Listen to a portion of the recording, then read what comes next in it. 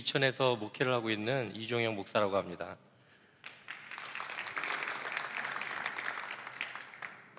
저는 사실 몇 년 전만 해도 인도에서 선교사로 살았었습니다.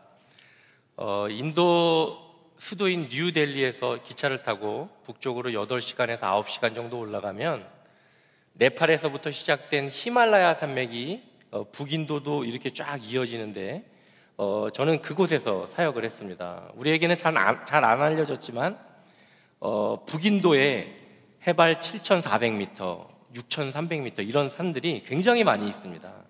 저는 그곳에서 산지족 아이들을 대상으로 복음을 전할 목적을 가지고 기독교 학교를 세워서 운영을 했었습니다.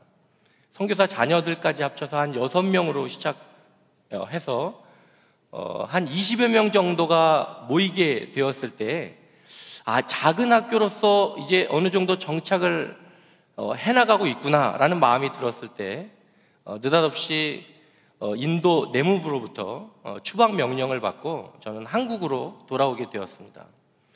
사실 인도라는 나라가 적응하기가 참 쉽지 않습니다. 여행하러 잠깐 갔다 올 때는 기쁘고 즐거운 마음으로 갔다 올 수는 있지만 적응하며 장기간 살아가기에는 참 쉽지 않은 나라입니다. 한 번은 이런 적이 있었는데 제가 공기 좋은 곳에서 살고 싶어서 숲을 끼고 있는 집을 계약하고 이사를 들어갔어요. 근데 알고 봤더니 그 숲에 사는 원숭이들이 매일 아침마다 저희 집으로 출근을 하고 저녁 때는 퇴근을 하고 옥상에 있는 물탱크 문을 열고 이제 들어가서 샤워도 하고 물장난도 치고 뭐 빨래를 널어놓으면 다 가져가고 뭐 이런 상황 가운데에서 저는 원숭이들과 막 싸움을 많이 했어요. 그러다가 한 대장 원숭이를 만났는데 제가 그만 등을 보이고 말았습니다. 그래서 쫓겨나듯 그 집에서도 이사를 가야 했던 적응에 대한 스토리가 굉장히 많았어요. 그런데 이제 적응을 하고 학교 운영을 어느 정도 하기 시작하는 그때 추방을 받고 한국으로 나오게 되어서 저는 끊임없이 하나님 앞에 물었어요. 왜 적응을 하고 사역을 할 만큼 되었을 때 왜 쫓겨나야만 됐었는지를 묻기 시작했습니다. 그때 어렴풋이나마 이 기독교 교육과 기독교 학교 설립과 운영에 대한 소명을 갖고 있었다는 마음을 갖게 되었고 그 다음에 이것을 내가 일평생 내 사명으로 헌신하고 싶은 마음들이 많이 생겨났습니다. 그래서 한국에 와서 제가 이제 한국 목회에 다시 들어가서 목회를 하면서 기독교 교육학 박사과정으로 들어가서 체계적으로 공부를 하기 시작했어요.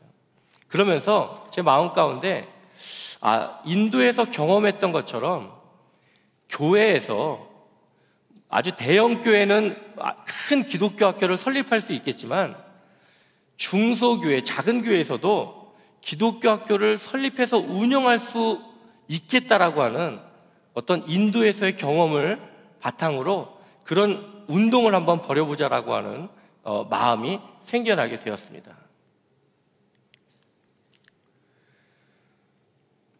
그래서 제가 오늘 여러분들에게 그 하나의 모델을 제시하려고 합니다.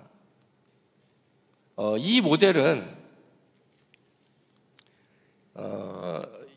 이제 보시면 아시겠지만 이게 PPT가 죄송합니다. 잘 넘어가질 않네요. 네. 여러분들이 보시는 이 화면 속의 장소가 바로 교실입니다. 우리가 교실하면 흔히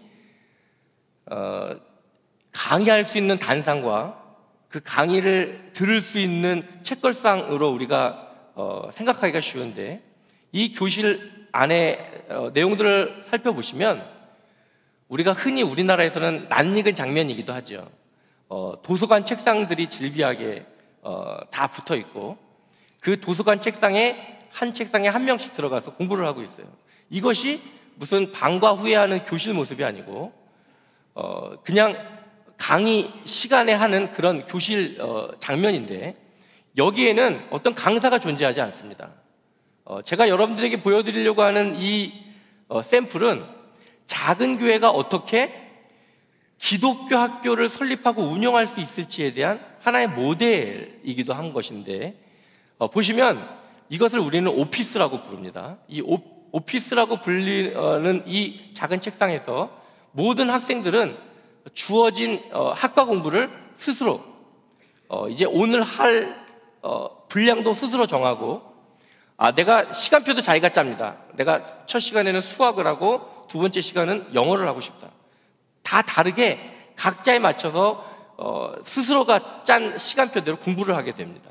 그리고 금요일이 되면 그 다음 주 일주일차 시간표도 스스로 짜게 됩니다.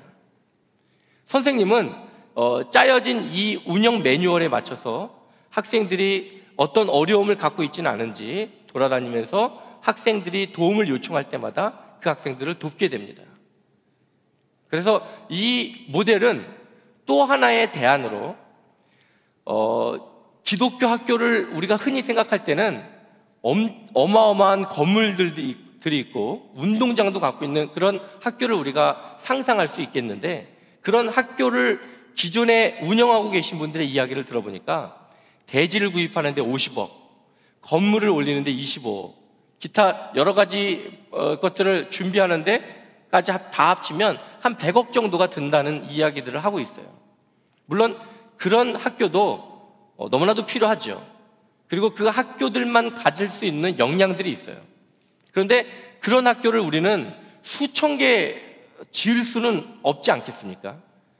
보편화되고 누구나 다 원한다면 받을 수 있는 그 기독교 교육을 위해서는 중소교회, 작은 교회들도 기독교 학교를 가져야만 가능하게 된다는 이야기를 드리고 싶은 것입니다. 자, 여기 보면 학생이 그 안에서 공부를 하고 있어요. 그런데 교육에 있어서 중요한 요소를 차지하고 있는 것 중에 하나가 무엇이냐면 교과서예요. 교과서. 여기에 해당되는 교과서들은 누구나 다 쉽게 따라갈 수 있도록 제작된 과목별 교과서들이 준비되어 있습니다. 그래서 학생들은 자세히 쓰여져 있는 그 교과서를 가지고 수학이든 영어든 과학이든 이런 과목들을 공부해 나갑니다. 자, 이렇게 각각 아이들은 자기에게 할당된 그 분량만큼 다 스스로 짠 시간표를 가지고 공부를 해 나갑니다. 그래서 이렇게 공부를 하는 이 모델들을 제가 제시하면서, 이 모델들을 사실 제가 만들어낸 게 아니고 이것은 미국 신앙인들의 유산입니다. 약 40여 년 전에 존 F 케네디 미국 대통령이 전국에서 실행되고 있었던 체포를 없애고 종교에는 자유가 있다는 것을 선포하게 됩니다. 그래서 그때 신앙을 갖고 있었던 수많은 기독 부모들이, 그렇다면 더 이상 우리들은 우리 아이들을 학교에 보낼 이유를 찾을 수가 없다, 이렇게 선언하고 많은 전문가들이 모여서 기독교 교육과 학문을 통합하는 시스템과 그런 교과서들을 제작하게 됩니다. 그때 무슨 밥 존스 유니버시티의 교재들이나 스쿨 오브 투마로우, 뭐 알파와 오메가와 같은 그런 정말로 좋은 시스템과 교과서들이 생겨나게 됩니다. 제가 오늘 여러분들에게 보여드린 이 시스템은 스쿨 오브 투마로우의 시스템입니다. 이 시스템은 제가 인도에서 경험하게 해보면서 이것이야말로 대형 교회가 큰 기독교 학교를 가질 때는 뭐 불필요하다고 여길 수 있겠지만, 중소교회, 작은 교회들이 기독교 학교를 해보고 싶은 소망함을 가질 때 실행해 볼 수 있는 아주 좋은 모델이겠다 싶은 마음을 제가 갖게 되었고, 이것을 가지고 저는 실질적으로 내년부터 우리 교회에서 작은 기독교 학교를 시작해 보려고 하는 것입니다. 적은 인원으로부터 시작해서 1000명이 넘는 기독교 학교에 대한 원대한 꿈을 갖고 하는 것이 아니라 처음부터 작은 기독교 학교를 운영을 할 목표를 가지고 이 기독교 학교를 시작해 보려고 하는 것입니다. 그래서 성인 교인 한 10명에서 20명이 1명 정도를 커버한다는 생각을 가지고, 많은 중소교회들도 작게는 10명, 많게는 60명을 크게 넘지 않는 이런 기독교 학교를 누구나 세울 수 있고, 또 이 세운 기독교 학교들이 서로 연계해서 네트워크를 형성하게 될 때 우리는 아주 큰 힘을 발휘하게 될 수 있다고 저는 믿습니다. 그래서 이 시스템에 있는 이 교과서는 비록 지금은 미국인들의 그 신앙의 유산으로 잘 짜여진 그런 교과서이지만, 이 교과서가 얼마나 중요한지 제가 여러분들에게 설명드릴 수가 있어요. 미국 교과서들을 보면 아이들한테 내용을 잘 쉽게 전달해주기 위해서 한 컷, 두 컷, 세 컷짜리 만화들이 포함되어 있는 경우들을 쉽게 보게 됩니다. 근데 그 컷에 한 아이가 나오기도 하고, 두 아이가 나오기도 하고, 세 아이가 나오기도 하면서 서로 대화하는 내용들이 나오는 그 만화를 보면 의도했든 의도하지 않았든 항상 가운데 백인 아이가 있고 왼쪽이나 오른쪽에 흑인, 황인종 아이가 있는 것들을 보게 됩니다. 뭐 교과서를 집필할 때 의도적으로 그렇게 할 수도 있지만 의도하지 않게 나도 모르게 그렇게 집필할 수도 있는데, 이것들은 많은 아이들한테 자연스럽게 전달이 되는 것이에요. 그러면 아이들이 이상하게 성인이 돼서도 백인이 우월할 것만 같은 생각을 가지고 살아간다는 것이에요. 이것을 얼마나 교육의 힘이 무서운지 우리에게 보여주는 단 하나의 예라고 볼 수가 있습니다. 그래서 교과서가 굉장히 중요한 것입니다.